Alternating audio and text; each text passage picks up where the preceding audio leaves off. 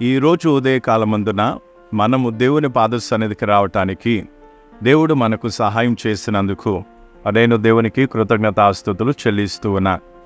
రండి, ఈరోజు వాక్య ధ్యానము కొరకు 2 తిమోతి 4వ అధ్యాయము 3వ వచనాన్ని చదువుకున్నా. ఎందుకనగా జనులు హితబోధను సహింపక దురద చెవులు గలవారే తమ స్వకీయ దురాశలకు అనుకూలమైన బోధకులను తమ కొరకు పోగు చేసుకొని, ఈరోజు మనము దురద చెవులు గలవారే తమ స్వకీయ దురాశలకు అనుకూలమైన బోధకులను తమ కొరకు పోగు చేసుకొని అనే అంశమును నేర్చుకోబోతున్నాం. ఇక్కడ పౌలు దేవుని ప్రజలైన వారు లేక విశ్వాసుల మధ్యలో ఏ విధంగా సేవ చేయాలనేది తిమోతికి ఆజ్ఞాపిస్తూ ఉన్నాడు, లేక సలహా ఇస్తూ ఉన్నాడు. ఒకానొక సమయం వస్తుంది, అప్పుడు ప్రజలు హితబోధను సహింపక యుందురని లేక ఇష్టపడక యుందురని దేవుని ఆత్మ తిమోతిని హెచ్చరిస్తూ ఉంది. మరి ఈ హెచ్చరిక ఈ రోజులలో నెరవేర్చబడుట మనం మన కనులారా చూస్తూ ఉన్నాం. ఈరోజు విశ్వాసులమని చెప్పుకునే చాలామందిలో సత్యవాక్యం ఎడల ఆసక్తి లేదు. వారు దేవుని వాక్యాన్ని చదివినప్పుడు వారికి నెమ్మది కలిగించే మరియు వారికి మంచిగా అనిపించే వచనాలను, అటువంటి పదాలని వెతుకుతూ ఉంటారు. ఇక వారు దేవుని ఎదుట మొండిగా ప్రార్థిస్తూ కూర్చుంటారు. కానీ దేవుడు వారి ఆధ్యాత్మిక పురోగతికి అవసరమైన దేవుని మాటలు వారిని హెచ్చరించినప్పుడు ఆ హెచ్చరికను వారు పట్టించుకోరు. గనుక ఇలాంటి వారి విషయంలోనే దేవుని ఆత్మ వీరే దురద చెవులు గలవారని సంబోధిస్తూ ఉంది. ఇందుకొరకే వీరు ఇలాంటి వాక్యమును వెతుకుచు ఇలాంటి వాక్యమును చెప్పేవారి వెనుకాల వెళ్తూ ఉంటారు. ఈ దురద చెవులు ఉన్న కారణముగా వారు సరియైన సత్యమైన వాక్యమును వినుటకు వారికి ఇబ్బంది కలుగుతుంది, వారికి ఇష్టం ఉండదు. కానీ చాలామందికి దురద చెవులు ఉన్న కారణాన్ని బట్టి వారికి పైన చెప్పబడిన వాక్యాలు మంచిగా అనిపిస్తూ ఉంటాయి. ఎందుకంటే ఆ దురదను బట్టి వారికి సంతోషం కలుగుతుంది.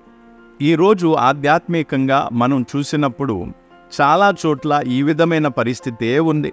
ఈ రోజులలో ఆత్మీయకముగా ఎదుగుతున్న విశ్వాసులకు ఇలాంటి కథలు వారి చెవులకు దురదనిస్తుంది. కానీ ఇలాంటి బోధలు కొంతమందికి చాలా మంచిగా అనిపిస్తాయి. ఎందుకంటే వారి శారీరత్వమునకు ఎంతో సంతోషాన్ని ఇస్తుంది. వీరు సత్యాన్ని తిరస్కరించారు గనక ఆ సత్యం వలన నొచ్చుకుంటారు. మరియు వారు నకిలీ సహవాసమును వెతుక్కొని నకిలీ ఆరాధనతో నకిలీ నెమ్మదిని పొందుకుంటూ ఉంటారు. అలాగే నేడు అనేక మంది బోధకులు నానా రకాల బోధలను బోధిస్తూ ఉంటారు. ఈ బోధలను వెంబడించేవారు కానీ వారిని అనుసరించేవారు కానీ చాలామంది ఉన్నారు. కానీ గుర్తుంచుకోండి, ఈ బోధకులు ప్రజల కోరికలను, వారి ఆలోచనలను, వారి భావాలను బాగుగా తెలుసుకొని వాటి చొప్పున బోధిస్తూ ఉంటారు. ఈ బోధకులు ప్రజల ఆత్మీయ క్షేమాభివృద్ధి కొరకైన విషయాలను వారికి బోధించరు. సత్యమైన వాక్యం బోధించబడినప్పుడు హృదయమును నొప్పించే అనుభవం కలిగిస్తుంది. కానీ ఆ వాక్యము మన ఆత్మీయ రోగము నుండి మనకు స్వస్థతను ఇస్తూ ఉంది.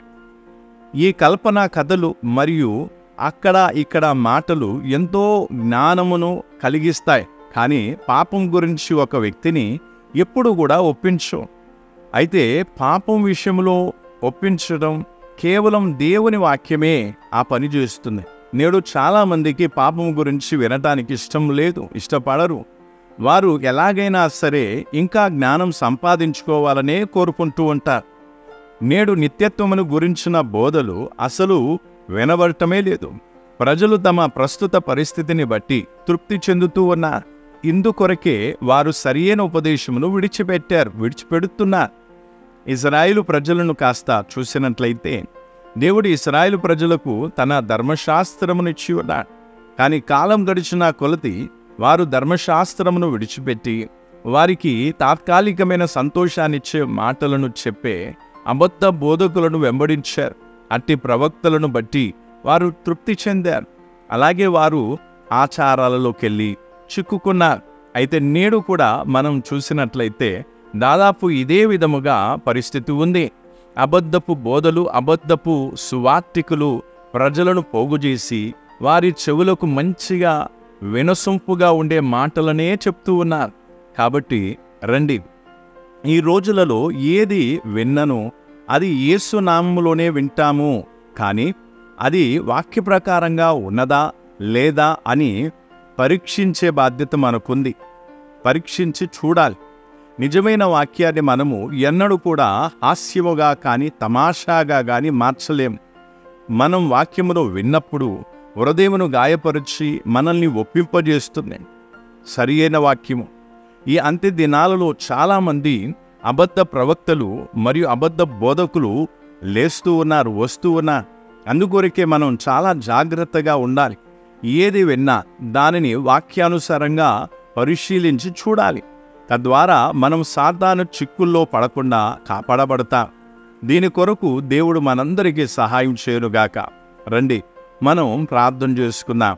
కృపా కనికరము గల మా తండ్రి, మేము నీ పాదసన్నిధికి వచ్చినందుకు, నీవు నీ వాక్యం ద్వారా మాలో ఒక్కొక్కరితో మాట్లాడినందుకు నీకు కృతజ్ఞతాస్తుతులు. కొన్నిసార్లు నీ వాక్యము మాకు మంచిగా అనిపించదు, అయినను నీ వాక్యము మా ఆత్మీయ క్షేమాభివృద్ధి కొరకు ఎంతో అవసరమై ఉన్నది. ప్రభువా, నిన్ను ప్రేమించి నీ వాక్యమును ధ్యానించే మనస్సును మాలో ప్రతి ఒక్కరికి అనుగ్రహించుము.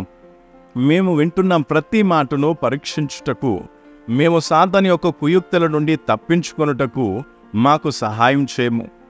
ప్రభువా, నీ రాకడ అతి సమీపంగా ఉంటుండగా మేము నీ వాక్యమును నేర్చుకొని దానిని ధ్యానించి ఆత్మీయంగా ఎదుగుటకు మాకు సహాయం చేయమని యేసుక్రీస్తు మధురమైన నామములో అడుగుచున్నాము తండ్రి. ఆమేన్. మన ప్రభువు రాకడ సమీపించి ఉండగా ప్రతి దానిని వాక్యానుసారంగా ఉన్నదో లేదో పరిశీలిస్తూ నిత్యత్వం కొరకు సిద్ధపడదా. ప్రభువు మనందరినీ ఆశీర్వదించునుగాక. మన ప్రభు అతి త్వరలో రానే ఉన్నాడు. మరణాత.